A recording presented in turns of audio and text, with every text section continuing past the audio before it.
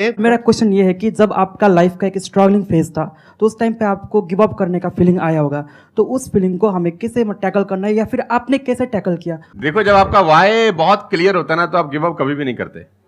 कोई भी चीज क्यों करना है, ये सबसे इंपॉर्टेंट रोल प्ले करता है। There is a book by Simon Sinek called learn your why, कि आप कोई भी काम क्यों कर रहे हैं, है ना। तो अगर आप उस किताब को पढ़ेंगे ना, तो आपको बहुत सारी चीजें सीखने को मिलेंगी। वाई बहुत इंपॉर्टेंट है। मतलब अगर आपका वाई क्लियर है ना, तो कोई भी ऑब्स्टिकल गिराने के बाद, आप गिरने के बाद, नीचे गिरने के बाद आप अपने आप उठ खड़े हो जाते हैं। तो वाई स्ट्रांग होना चाहिए, और वही लोग उठने ही खड़े होते हैं जिनका वाई स्ट्रांग नहीं है। मैं एग्जांपल देके समझाता हूं आपको। अब फॉर एन एग्जांपल मैं आपको वुडन स्ट्रोक दूं, 2 फुट जिसका विड्थ हो और 30 फीट जिसका लेंथ हो, और आपको बोलूं मैं यहां से वहां आपको ट्रेवल करना है उसके ऊपर चल के, और मैं आपको 10,000 रुपये दूंगा, तो आप चल लेंगे बहुत आराम से। आप सवाल को ट्विस्ट करते हैं।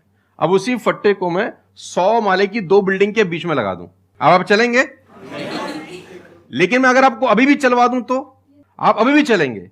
अगर आपको पता हो कि दूसरी बिल्डिंग में आपकी बेटी है और उस बिल्डिंग में आग लग गई है, और मैं आपको 1 रुपया भी नहीं दूंगा, फिर भी आप चलेंगे? बिकॉज आपका वाई क्लियर है। जब जब आपका वाई क्लियर होता है ना, तो कोई भी ऑब्स्टिकल, कोई भी गिरावट आपको कभी रोक नहीं सकती। लेकिन जब वाई क्लियर नहीं होता, तो छोटी सी छोटी ऑब्स्टिकल भी आपको वापस ले जाती है जहां से आपने जर्नी स्टार्ट किया होता है। वाई इंपॉर्टेंट है।